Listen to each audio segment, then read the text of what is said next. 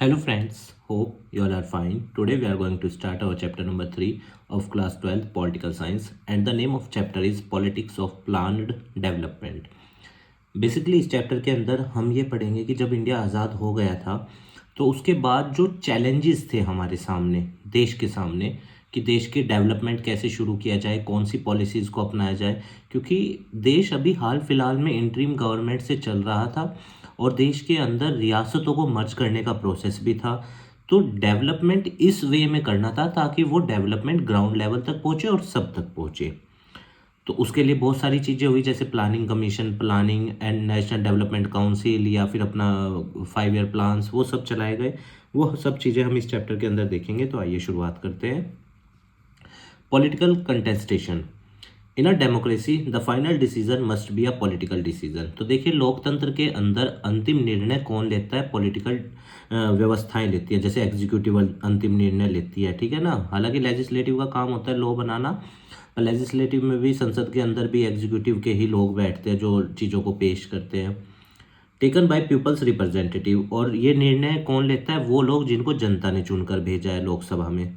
Who are in touch with the feeling, या विधानसभा में, राज्य के अंदर, who are in the touch with the feelings of the people with some advice of experts. अब ये लोग कौन सी पॉलिसीज को लाते हैं? जो इनके इलाके के, या जहां से ये रिप्रेजेंटेशन कर रहे हैं, जिस भी कॉन्स्टिट्यूएंसी से वो चाहते हैं, वही तो ये पॉलिसी लाएंगे। और फिर एक जनरल लेवल पे भी लाई जाती है पॉलिसी। दूसरा, एक्सपर्ट्स की एडवाइस ली जाती है कि ये काम कॉन्स्टिट्यूशनली वैलिड है या नहीं है, वो सब चीज़ें। After independence almost everyone agreed that the development of India should mean both economic growth and social and economic justice. तो देखिए, आज़ादी के बाद हर किसी का ये मानना था कि जो देश की तरक्की है, देश का डेवलपमेंट है, उसमें दोनों चीज़ें आनी चाहिए, इकोनॉमिक ग्रोथ भी और सोशल जस्टिस भी और इकोनॉमिक जस्टिस भी। अब इसको समझिए पहले, इकोनॉमिक ग्रोथ क्या है? इकोनॉमिक ग्रोथ होता है जब देश के अंदर इंफ्रास्ट्रक्चर डेवलपमेंट हो, हाईवेज, प्रोजेक्ट्स, फैक्ट्रीज का डेवलपमेंट हो। और सोशल जस्टिस मीन समाज के हर वर्ग तक वो पहुंचे। ये नहीं कि जैसे उस टाइम क्लास डिवीजन था, अपर कास्ट लोअर कास्ट सिर्फ अपर कास्ट के पास रह जाए, नहीं। जो डेवलपमेंट है वो हार्मोनाइज्ड वे में ऊपर से नीचे तक आए, सब तक पहुंचे। और इकोनॉमिक जस्टिस मीन्स कि जो देश की जीडीपी है उसमें इक्वल डिस्ट्रीब्यूशन हो लोगों के द्वारा। यानी कि कुछ ही व्यक्ति है जो सिर्फ, या जो बड़े अमीर लोग हैं, बस वही कंट्रीब्यूशन कर रहे हैं, वही पैसा कमा रहे हैं, नहीं। Economic justice means the society के हर वर्ग को अधिकार है इकोनॉमिकली पार्टिसिपेट करने का। That's why in Indian constitution article 16 equality of opportunities mentioned. ठीक है ना, क्यों किया गया? ताकि हर कोई अपॉर्चुनिटी का फायदा उठा सके। और आर्टिकल 19 में देख लो आप, फ्रीडम ऑफ प्रोफेशन दिया गया है। There was disagreement. अब देखिए, डिसएग्रीमेंट तो हो सकता है, क्योंकि मान लीजिए कई बार अपोजिशन डिसएग्री करेगी आपकी पॉलिसी से, या फिर आप कोई पॉलिसी लाना चाह रहे हो तो रूलिंग पार्टी में भी द्वंद्व हो सकता है, या फिर कई बार जनता भी डिसएग्रीमेंट करती है। जैसे फार्म बिल प्रेजेंट गवर्नमेंट लेकर आई थी, पर जनता ने उसको डिसएग्री किया या उसका विरोध किया।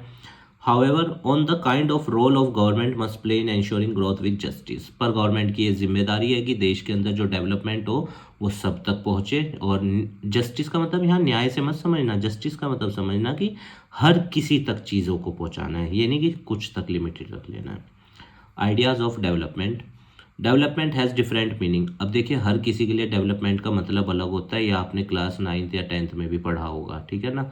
तो डेवलपमेंट हर किसी के लिए अलग होता है, क्योंकि मान लो for example, if as per Indian constitution there is right to life and personal liberty article 21।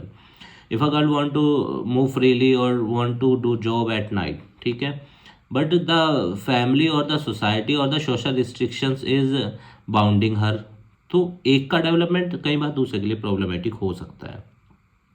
Development has different meaning for different sections of the people. हर किसी के लिए डेवलपमेंट का मतलब अलग होता है। टू, जैसे फॉर एग्जांपल कोई हाईवे बन रहा है, अब इंडस्ट्रियलिस्ट खुश होगा कि उसका तो भाई बहुत अच्छा हुआ, ये माल आसानी से जाएगा। वहीं पे जिसकी ज़मीन गई हाईवे में, उसको दिक्कत हो रही है कि क्योंकि उसको अपनी ज़मीन से लगाव था कि मेरी ज़मीन चली गई। तो डेवलपमेंट हर किसी के लिए अलग होता है। टू एन इंडस्ट्रियलिस्ट, अब एक इंडस्ट्रियलिस्ट क्या चाहता है? Who is planning to set up a steel plant, जो सोच रहा है कि भाई एक स्टील प्लांट लगाना है। To an urban consumer of steel and to the Adivasis. अब देखो, अर्बन कंज्यूमर्स के लिए अलग इसका डेवलपमेंट का वो होगा, आदिवासीज के लिए अलग होगा, ठीक है ना। दे Thus, any discussion on development is bound to generate contradictions, conflicts and debates. तो कोई भी चीज़ जो डेवलपमेंट के लिए की जा रही है उसमें कॉन्ट्राडिक्शंस भी हो सकते हैं, वो कन्फ्लिक्ट भी अराइज कर सकती है और डिबेट्स चर्चाएं भी होती है। जैसे स्टील प्लांट लगता है फॉर एग्जांपल, एक बहुत बड़े इलाके की ज़मीन जाती, अब वही कंज्यूमर्स जो अर्बन लोग हैं उनको तो वो चाहिए, उनके लिए तो वो फ़ायदा है, पर आदिवासी के लिए वो क्या हो जाती है, प्रॉब्लमेटिक सिचुएशन। इसमें एक बहुत फेमस केस भी था, आप देख लेना, नॉर्थ ईस्टर्न स्टेट का। तो कुल मिला के कहने का मतलब क्या है कि कई बार डेवलपमेंट से कन्फ्लिक्ट्स भी होते हैं। Development was about becoming more modern. Development का मतलब क्या होता है, अपनी सोच को बदलना, मॉडर्न होना, मॉडर्न आइडियाज़ मतलब कि, and modern was about becoming more like the industrialised countries. और मॉडर्न का मतलब आज से किसको देखा जाता है, वेस्टर्न कंट्रीज से, है ना, कैपिटलिस्ट इकोनॉमी से कंसिडर किया जाता है। The economies which are capitalist और which have more involvement of private sector and the motto is just to earn maximum profit, those economies are to be considered as modern economies like America. Modernization was also associated with the ideas of, अब modernisation जब आती है, जब capitalism आता है अपने साथ growth लेकर आता है, फिजिकल ग्रोथ, मटेरियल प्रोग्रेस लेके आता है, और साइंटिफिक रेशनैलिटी मतलब टेक्नोलॉजिकल डेवलपमेंट भी होता है, और साइंटिफिक चीज़ें पनपती हैं। स्पिरिचुअल या फिर जो कह सकते हैं आप बिलीव्स होते हैं वो कहीं ना कहीं हटते हैं, और साइंटिफिक चीज़ें आती हैं सोसाइटी में। तो on the eve of independence, जिस दिन हम आज़ाद हुए, India had before it two model of modern development. तो the liberal capitalist model as in much of Europe, जैसा यूरोप में चलता है लिबरल कैपिटलिज्म, और यूएस वाला जो था, या यूएस में भी लिबरल कैपिटलिज्म है और यूएसएसआर में सोशलिस्ट है। अब देखो, गवर्नमेंट चाह रही है कि कैपिटलिज्म भी हो सोशलिज्म भी हो। अब या तो दो चीज़ें हो सकती हैं कि या तो कैपिटलिज्म प्रिवेल करे या सोशलिज्म प्रिवेल करे। तो गवर्नमेंट ने एक बढ़िया तरीका अपनाया, मिक्स्ड इकोनॉमी वाला। मिक्स्ड इकोनॉमी में क्या होता है, जो देश के अंदर चीज़ें होती है ना, वो प्राइवेट और गवर्नमेंट मिल के चलाती है। India was a mixed economic system and even at present we are also a mixed economic system, as the government companies also prevail in our country but as well as the private companies are there too, like the government companies are ONGC, BHEL, है ना, these are, and the private companies are Air India, वो सब। Now let us सी planning. तो अब सबसे पहले planning ज़रूरी थी भाई, कोई भी काम करना है, चाहे देश का डेवलपमेंट ही करना है, तो प्लानिंग तो करनी पड़ेगी ना पहले। Despite the various differences there was a consensus on one point, that there was the need for the government to develop a design और plan for develop a design और प्लान फॉर डेवलपमेंट। अब ये वाली line यहाँ पे आप 2 बार लिखी गई, इसको देख लेना एक बार ना। तो देखिए, कोई भी काम करना है, चाहे डेवलपमेंट करना है, चाहे इवन आपने अपनी 12th क्लास का ही पढ़ना है, तो सबसे पहले आपको प्लानिंग करना बहुत ज़्यादा ज़रूरी है, क्योंकि अगर प्लानिंग नहीं होगी तो फिर रिसोर्सेज क्या हो जाएंगे, वेस्ट हो जाएंगे। और इंडिया उस पोजीशन में उस टाइम नहीं था कि हम रिसोर्सेज को वेस्ट करें, बिकॉज अभी तो हमें अंग्रेज़ों ने छोड़ा ही था और हमारे पास कुछ था भी नहीं, तो वो सबसे पहले हमारे लिए बहुत चैलेंजिंग सिचुएशन थी। नाउ लेट अस सी। तो फिर भारत सरकार ने प्लानिंग के लिए प्लानिंग कमीशन बनाया। याद रखना, प्लानिंग कमीशन 1950 में बना, और प्लानिंग कमीशन का चेयरमैन वो व्यक्ति होता है जो भारत का प्रधानमंत्री होता है। इसका नाम बदल के बाद में नीति आयोग किया गया मोदी गवर्नमेंट के द्वारा। तो आप मेरे को ये बताना कि ये किस साल में इसका नाम बदल के नीति आयोग किया गया, कमेंट बॉक्स में। तो ये हमारे तत्कालीन प्रधानमंत्री थे उस टाइम के, Nehru ji, addressing the staff of planning commission के मेंबर्स हैं, ये स्टाफ हैं, इनको एड्रेस कर रहे हैं, क्योंकि चेयरमैन कौन होता है प्लानिंग कमीशन का, कौन होता था, प्रधानमंत्री, ध्यान रखना। Look, there is another photo, how lucky they are to have us planning for them, है ना। तो अब ये जनता सोच रही है कि देखो हम कितने लकी हैं कि हमारे लिए प्लानिंग करी जा रही है।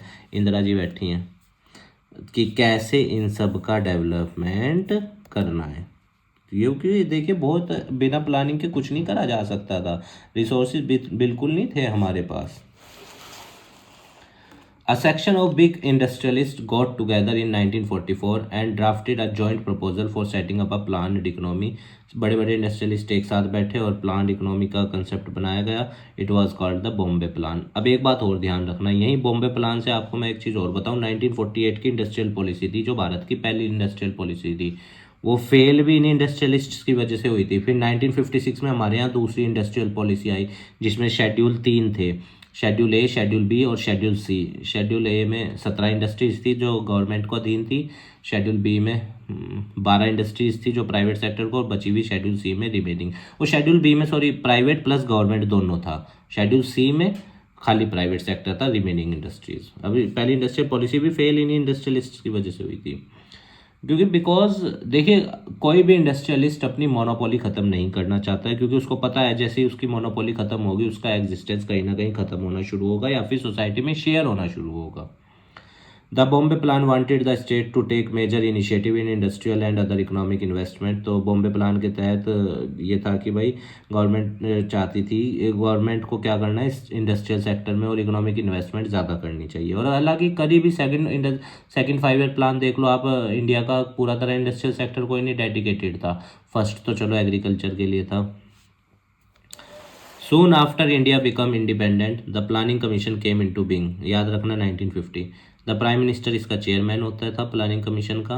It become the most influential and central machinery for deciding what path and strategy India would adopt for its development. तो इसकी मेन जिम्मेदारी थी प्लानिंग कमीशन की कि क्या प्लान्स, क्या स्ट्रेटजी इंडिया अपनाएगा, किस लिए, डेवलपमेंट करने के लिए। द अर्ली इनिशिएटिव, तो शुरुआत में हमने क्या किया गया, let us see. As in the USSR Soviet Union जो 1991 में या 1990 कह लो उसमें टूट गया था, और फिर रशिया उसका सक्सेसर बना, 14 देश उसमें से निकले। सोवियत यूनियन 14+1 देशों का कॉम्बिनेशन था। The actual plan development of first 5 year plan in December 1951 generated a lot of excitement in the country. ये जब 5 ईयर प्लान पहला बना 1951 में, 56 तक चला था, याद रखना 56 तक। अच्छा, टोटल 12 5 ईयर प्लान चले हमारे यहाँ, 2012 से 17 में आखिरी था।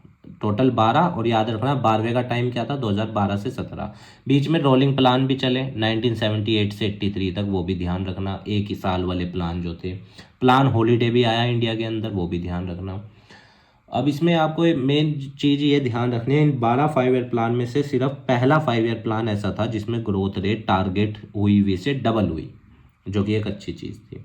तो और पहले 5 ईयर प्लान पूरी तरह एग्रीकल्चर को डेडिकेटेड था। तो ये हो गया। The excitement with planning commission reached its peak, excitement थी बहुत ज़्यादा ऑफिसर्स में भी, जनता में भी। With the launching of the second 5 year plan 1956 में हुआ, फिर थर्ड हुआ, और टोटल 12 चले, याद रखना। थर्ड 5 ईयर प्लान 1961 में। अब देखो विलेज की रियलिटी ये है ना, और ये सेंट्रलाइज्ड प्लानिंग है। अब आप इससे समझने की कोशिश करना, ये क्या करना चाह रहे हैं, ये कैसे हो रहा है, देखना रियलिटी कहाँ है विलेज की। और प्लानिंग देखो, ये जो स्टिक है ये कैसी मजबूत है, समझ जाना ये क्या कहना चाह रहा है, ठीक है। और लिखा हुआ है never say die.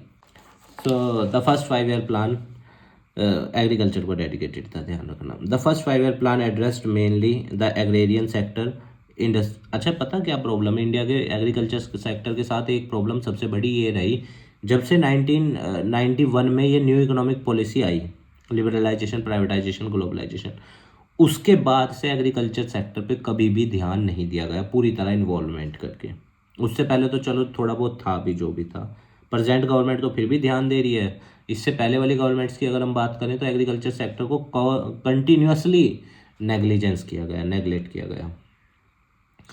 That's why कि आज भी आप देखो एग्रीकल्चर सेक्टर में किसान इतना मेहनत करता है, फिर भी देश के जीडीपी में कंट्रीब्यूशन लेस देन 20% है, और पॉपुलेशन डिपेंडेंसी डायरेक्टली सिर्फ 40% से ज़्यादा है। द फर्स्ट ये हो गया। The first 5 year plan addressed mainly the agrarian sector including investment in dams and irrigation, ये सब था उसके अंदर। One of the basic aim of the planners was the raise of the level of national income, क्योंकि आप जानते हो 1868 में नेशनल इनकम पहली बार दादा भाई नारोजी ने मेजर करी थी 20 रुपीज़, फिर 1948 में VKRV राव जी ने बताई थी 225 रुपये। नेशनल इनकम क्या होती है? राष्ट्रीय आय, sum total of income earned by all the individual of the country. और इंडिया के अंदर नेशनल इनकम पहले CSO मेजर करता था, सेंट्रल स्टैटिस्टिकल ऑफिस। अब और सैंपल सर्वे कौन कराता था, मतलब पुअर्टी के वो सब, नेशनल सैंपल सर्वे ऑर्गेनाइजेशन। पर रिसेंटली CSO प्लस NSSO को जोड़ के भारत सरकार ने एक संस्था बना दी, NSO, नेशनल स्टैटिस्टिकल ऑफिस या ऑर्गेनाइजेशन कह लो। तो वो संस्था अब इसको नेशनल इनकम को मेजर करती है, ठीक है, NSO। Pupil saving did raise in the first phase of the planned process until the end of the third 5 year plan तक तो देश में सब कुछ अच्छा चलता रहा, क्योंकि याद रखना थर्ड 5 ईयर प्लान तक देश के अंदर एक्सटर्नल इन्वॉल्वमेंट नहीं था बिल्कुल भी। फिर देश ने एमरजेंसी को भी फेस किया, देश पे एक्सटर्नल डेब्ट हुआ $7 बिलियन का, तभी तो 1991 का पॉलिसी लाना पड़ा, क्योंकि आईएमएफ और वर्ल्ड बैंक ने कहा था भाई अपने देश को ओपन इकोनॉमी बनाओ तब देंगे आपको लोन। और तब से आज तक आप देखो 1985 तक $2 इजक्वल टू ₹1 था, और आज ₹83 इजक्वल टू $1 है, just because of increase in the dependency. I am also the teacher of economics, that's why I'm telling you some of the economics term too. Let us further see. Later from the early 1960 till the early 1970s, 1960 के बाद से 1970s तक the proportion of saving in the country is actually dropped.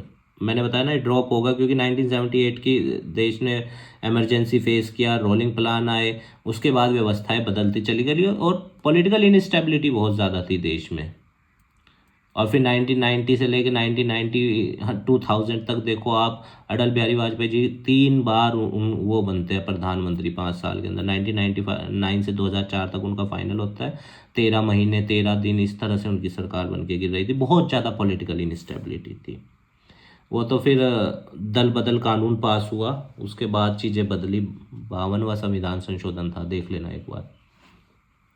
Rapid industrialisation, अब industrialisation तो करना था क्योंकि agriculture को तो पहला 5 ईयर प्लान डेडिकेटेड कर दिया, दूसरा किसको करें, इंडस्ट्री को किया। The second 5 year plan stressed on heavy industries, it was drafted bye a team of economist and planners under the leadership of PC Mahalanobis.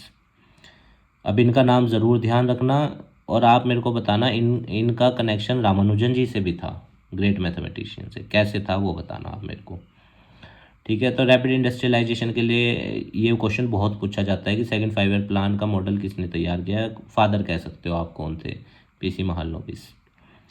The government imposed substantial tariffs on import पे tariff लगाए गए ताकि वो महंगे हो जाएं, और जब इम्पोर्ट महंगा हो जाएगा तो वो अपने देश में बिकेगा नहीं, अपने देश का डोमेस्टिक प्रोडक्ट बिकेगा।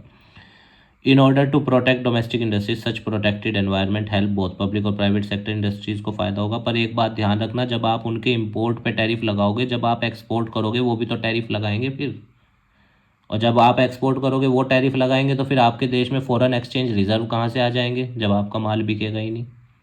आउटफ्लो तो रोक रहे हो फॉरेन करेंसी का, पर इनफ्लो भी रुकेगा, इफेक्ट होगा कहीं ना कहीं। The third 5 year plan was not significantly different from the second, third वाला ध्यान रखना रैपिड इंडस्ट्रियलाइजेशन के था।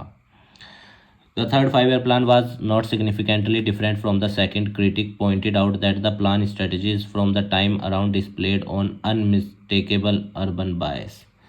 अब बहुत से प्लानर्स का या स्कॉलर्स का ये मानना था कि ये जो प्लानिंग करी जा रही है 5 ईयर प्लान्स के जरिए अब सेकेंड वाले के बाद से, अर्बन बायस है, मतलब शहरों को ध्यान में रख के करी जा रही है।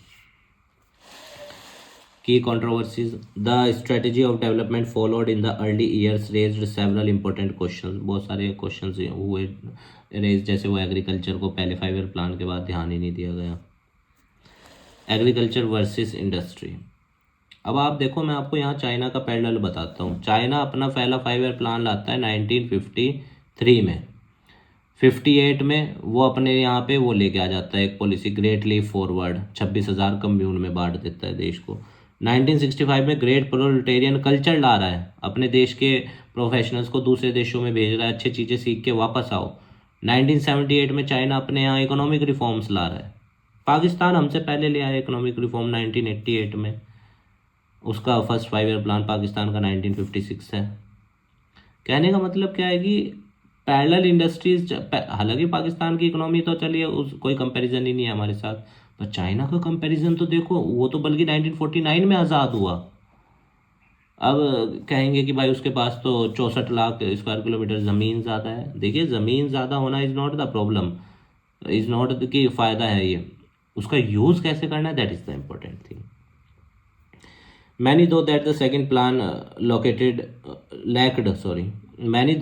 the second plan lacked an agrarian strategy, बहुतों का ये मानना था कि भाई एग्रीकल्चर को नेगलेक्ट कर दिया सेकंड 5 ईयर प्लान पे, और जबकि उस time more than 75% population agriculture पे डिपेंड है। तो जाहिर सी बात है एग्रीकल्चर को इंक्लूड करना चाहिए था। एम्फेसिस ऑन इंडस्ट्री पे ध्यान दिया जा रहा है, जिसकी वजह से रूरल इंडिया को सफ़र करना पड़ रहा है। गांधीयन इकोनॉमिस्ट, जो गांधीयन इकोनॉमिस्ट थे, गांधी जी की आइडियोलॉजी से प्रभावित थे। जैसे उन्होंने सर्वोदय का कंसेप्ट दिया था ना गांधी जी ने, कि अगर आपको इंडिया का डेवलपमेंट करना है तो आपको इंडिया के विलेजेस का डेवलपमेंट करना पड़ेगा। ठीक है। जेसी Kumarappa proposed an alternative blueprint that but put greater emphasis on rural industrialization।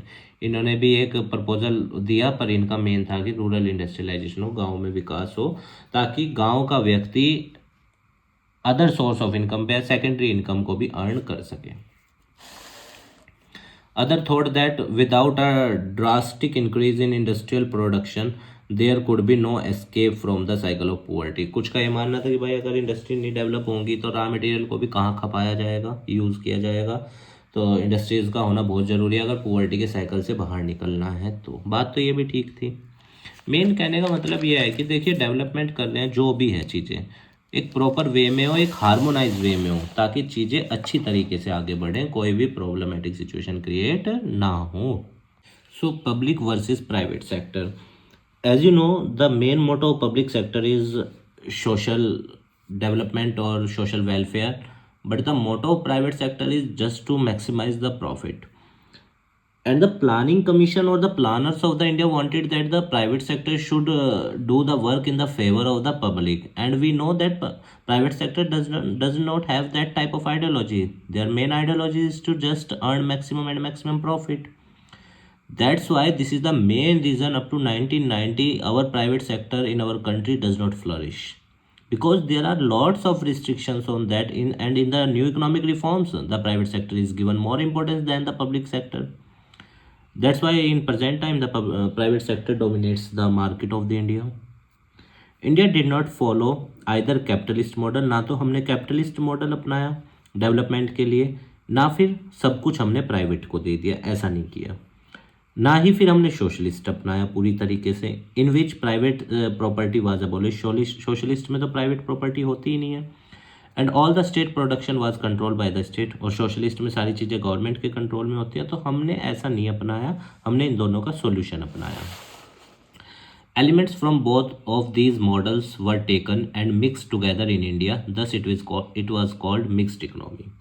हमने कैपिटलिस्ट इकोनॉमी का भी वो लिया उसमें पॉइंट, और सोशलिस्ट का भी लिया, तभी तो हमें मिक्स्ड इकोनॉमी कहा गया, मतलब कि जिसमें गवर्नमेंट भी ऑपरेट करे और प्राइवेट सेक्टर भी।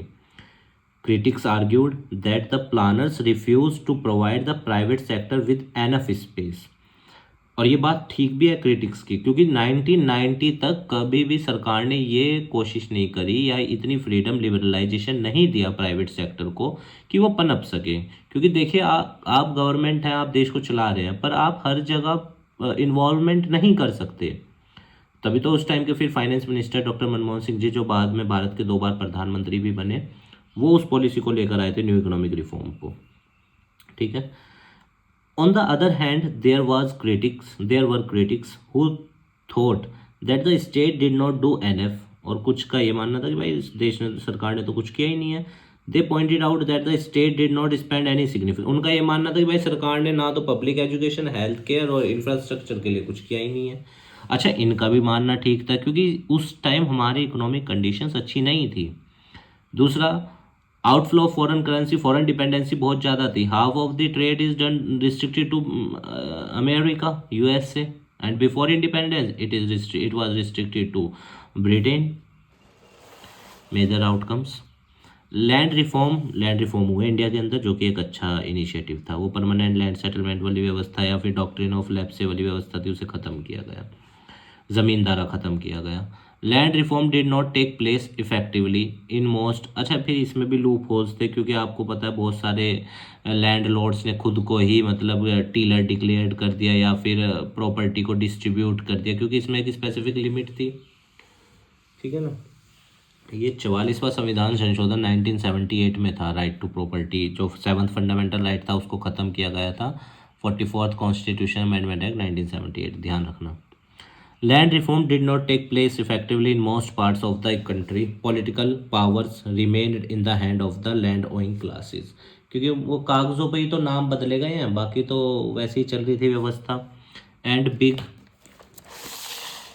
Industrialist continue to benefit and thrive while poverty did not reduce much. तो ये सब चीज़ें की गई पर फिर भी बिग इंडस्ट्रियलिस्ट का ही होल्ड था और पॉवर्टी देश में कम नहीं हुई। अभी एक फ़ोटो है देखो, इसमें आपको दिख रहा होगा प्राइवेट सेक्टर ये है, ठीक है।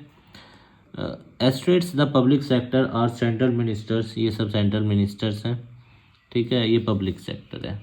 अब देखो चला तो रहे हैं प्रधानमंत्री जी पब्लिक सेक्टर को, पर कंट्रोल किसका है? प्राइवेट सेक्टर का। तो कुल मिला के कहने का मतलब क्या है कि आपको बैलेंस बनाना था, नहीं तो फिर अगर आप मान लो पब्लिक सेक्टर पे ज़्यादा जोर देंगे और प्राइवेट को छोड़ देंगे तो फिर वो कैसे देश तरक्की कर सकता था? बैलेंस कब बनता है? इस रस्सी के ऊपर चलाने के लिए, बैलेंस बनाने के लिए, जब दोनों साइड इक्वल हो, नहीं तो फिर ये साइकिल गिर जाएगी। तो देखो पब्लिक सेक्टर कितना ज़्यादा हैवी है, इस तरफ डिसबैलेंस हो रहा है, तो क्या वो इस पे चल पाएंगे? इकोनॉमी चल पाएगी? नहीं चल पाएगी। बैलेंस करना ज़रूरी था। The early initiative for planned development were at best realizing the goals of economic development of the country। उस हिसाब से शुरुआती तो ठीक थे ताकि लोगों का तरक्की भी हो, पर जैसे जैसे वक्त बदलता है, कैपिटलिज्म आता है, मॉडर्नाइजेशन आता है, लोगों का आउटलुक बदलता है, चीज़ें बदलनी पड़ती हैं। Those who benefited from unequal development soon become politically power। अब जिन्हें फ़ायदा पहुंचा इस चीज़ से, जो अभी हमने ऊपर देखा, उनके हाथ में सत्ता आ गई, वो पॉलिटिकली पावरफुल हो गए, और जिन्हें नहीं पूछा वो बस दूसरी तरफ रह गए, या मतलब पॉवर्टी की तरफ रह गए। Foundations in early phase of planned development the foundation of India's future growth were laid. तो शुरुआती दौर में हमारी इंडिया की फ्यूचर ग्रोथ मेंशन थी। दिस इंक्लूडेड, जैसे हमने क्या क्या शुरू में किया, mega dams like Bhakra Nangal dam, Hirakud dam, ताकि देश में इरिगेशन और पावर जनरेशन ज़्यादा हो, इसलिए भारत सरकार ने इस पे ज़्यादा जोर दिया, जो कि अच्छी चीज़ है। पर एक बात ध्यान रखना, डैम्स जब कहीं पे कंस्ट्रक्ट होते हैं ना, तो बहुत बड़े एरिया में लैंड डिग्रेडेशन भी होता है। Some of the heavy industries in the public sector, steel plants, oil refineries, manufacturing units, defence production ETC, ये स्टार्ट हुआ, ये एक अच्छी चीज़ है। इंफ्रास्ट्रक्चर, ट्रांसपोर्ट, कम्युनिकेशन, ये सब इम्प्रूव हुआ, ये भी एक अच्छी चीज़ है देश के लिए। पर जब ये अच्छी चीज़ें तब हैं जब सब तक इसका बेनिफिट पहुँचे, कुछ लोगों तक सीमित ना रह जाए। लैंड रिफॉर्म्स आए देश में, जो कि बहुत ज़रूरी थी, ताकि जो ट्रांसफ़र ऑफ लैंड है, जो कुछ हाथों में होल्ड है, वो सब तक पहुंचाई जा सके, जो कि एक अच्छा इनिशिएटिव था। It refers to the agrarian sector. This period witnessed a serious attempt at land reform that include the abolition of the colonial system of zamindara. Zamindara क्या होता था, जो अंग्रेज़ों ने शुरू किया था, जिसके तहत ये था 1793 है शायद, एक बार इसका ईयर देख लेना, Lord Cornwallis permanent land settlement, या डॉक्ट्रिन ऑफ लैब सेटलर हो जी, ये सब था। तो इसमें क्या होता था, अंग्रेज़ क्या करते थे, एक पर्टिकुलर एरिया के वहाँ पे एक ज़मींदार को अपॉइंट कर देते थे, वो कलेक्ट करता था लगान को, और एक फ़िक्स डेट पे ज़मींदार उनको, अंग्रेज़ों को जमा करता था, उसकी जिम्मेदारी थी, सारी ज़मीन का मालिक उसको बनाया जाता था लगभग। Attempt at consolidation of land, bringing small pieces of land together in one place so that the farm size could become viable for agriculture, were also fairly successful। तो फिर भारत सरकार ने इसमें, या राज्य सरकार ने इसमें क्या किया, जो ज़मीन मतलब कि बहुत अलग अलग एरिया में, जैसे फॉर एग्जांपल चकबंदी सुना होगा आपने, जैसे किसी की ज़मीन 2 बीघा कहीं पे है, 2 बीघा कहीं पे है, तो उसको क्या करता है, एक ही जगह दे दी जाती है, ताकि वो क्या कर सके, एक बड़े स्केल पे प्रोडक्शन कर सके। क्योंकि अगर मान लो 1-2 बीघे उसकी छोटी छोटे पीस में लैंड कहीं कहीं पे है, तो फिर वो अच्छी खेती नहीं कर पाते, ठीक है। तो ये भी किया भारत सरकार ने, ये भी एक अच्छी चीज़ थी। हाउएवर, अब उसमें नुकसान भी है, कई बार क्या होता है, किसी की ज़मीन रोड पे है, तो वो फिर उसको जंगल अंदर की ज़मीन मिल जाती है, जंगल की ज़मीन मिल जाती है, वो फिर दिक्कत भी हो जाती है। However, in spite of good wishes of some top leaders, the dominant social groups would always effectively control policy making and implementation। अब ये तो आज भी है और ये तो रहेगा ही हमेशा, देखिए, क्योंकि पॉलिटिकल चीज़ें कहीं ना कहीं इंडस्ट्रियल सेक्टर से ही लिंक्ड होती हैं, ज़रूरी भी है वो, क्योंकि फंड्स और वो सब चीज़ें आप समझ ही रहे होंगे मैं क्या कहना चाह रहा हूँ। तो ये तो एग्जिस्ट करता है कंट्री में, ये तो किसी भी देश में चले जाओ आप, वहाँ पे आपको मिलेगा ही मिलेगा। द ग्रीन रेवोल्यूशन 1966, ठीक है। वीट, राइस, बाजरा, जवार, मेज़, खरीफ सीजन, ध्यान रखना, HYV seed. The government adopted a new strategy, MS Swaminathan लाए थे इंडिया में, ये भी ध्यान रखना। The government adopted a new strategy for agriculture in order to ensure food sufficiency. तो गवर्नमेंट ने देश में पर्याप्त मात्रा में फूड को मेंटेन करने के लिए क्या शुरू किया? Green revolution. It was decided to put more resources in to these areas which already had irrigation and those farmer who were already well off. ये डिसाइड किया गया उन इलाकों में। अच्छा, इसमें ना ग्रीन रेवोल्यूशन में एक प्रॉब्लम ये थी सबसे बड़ी कि इसको लागू ही वहाँ पे किया गया जहाँ पे पहले ही किसान संपन्न है। उन इलाकों में किया ही नहीं गया, बाद में किया गया लेटर फेज में, जहाँ पे मतलब कि पुअर्टी है, वो सब चीज़ें हैं, या ज़मीन अच्छा नहीं कर पा रही है, ज़मीन की फर्टिलिटी कम है। तो इसके अंदर गवर्नमेंट HYV सीड लेकर आई, फर्टिलाइजर्स, पेस्टिसाइड, इन सब पे सब्सिडीज़ दी गई किसानों को ताकि वो प्रोडक्शन बढ़ाएं। पर एक ग्रीन रेवोल्यूशन के साथ एक प्रॉब्लम बहुत थी। देखो, बड़े किसानों ने तो इसको अप्रोच कर लिया, छोटे किसानों का क्या?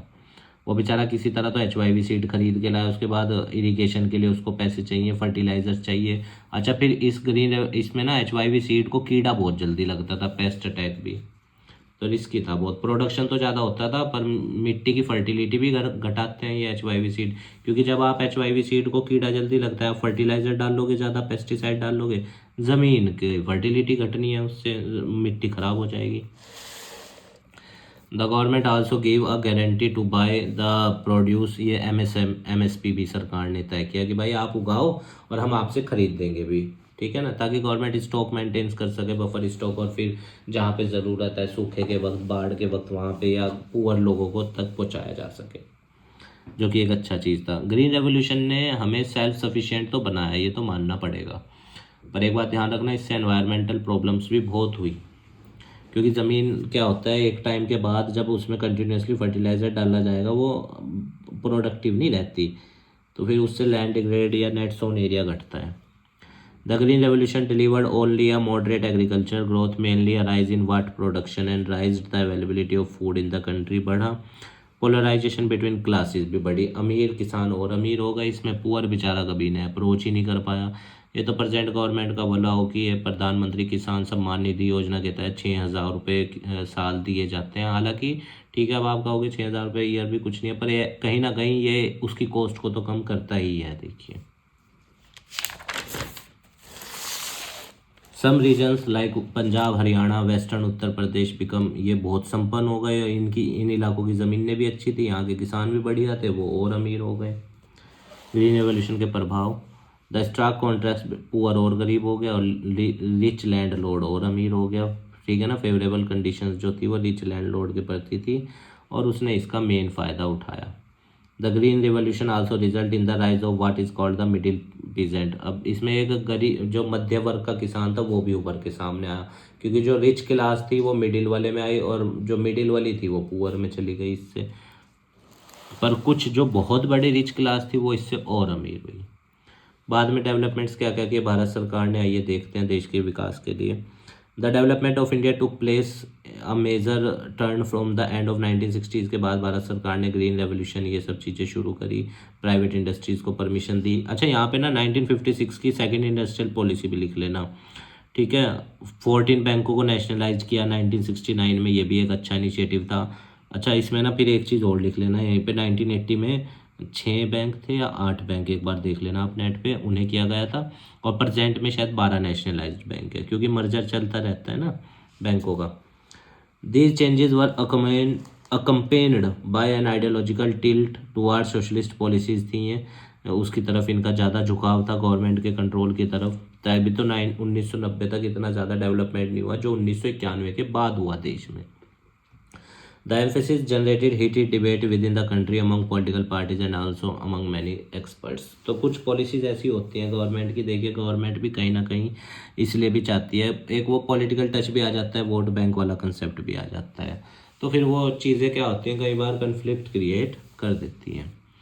तो ठीक है स्टूडेंट्स, अच्छा ये इसके क्वेश्चन आंसर्स हैं, एक बार आप इनको भी देख लेना, NCERT बुक में आपकी ये मेंशन होंगे, इनको करने की कोशिश करना। जैसे which of the following did not form a part of the early phase of development, इनमें से क्या नहीं था, तो planning, cooperative farming, self sufficiency, liberalisation, ये आप मेरे को बताना इसमें, है ना। The idea of planning of India was drawn from, किस प्लान से हमने अपने आइडिया को ड्रॉन किया था, जैसे बॉम्बे प्लान था या वो चीज़ें, ठीक है। तो इनको सोल्व करने की कोशिश करना, उम्मीद है आप इन्हें करेंगे, और इन आंसर्स को लिखने की कोशिश करना, क्योंकि मेन आपका काम वहाँ पे लिखने का भी है ना। तो ये ज़रूर कर लेना आप अच्छे से क्वेश्चंस को, तो उम्मीद है गाइस आपको ये चैप्टर समझ में आया होगा। हमारे काम को सपोर्ट करने के लिए वीडियो को लाइक कीजिएगा, अपने दोस्तों के साथ शेयर कीजिएगा और हमारे चैनल को भी सब्सक्राइब कर दीजिएगा।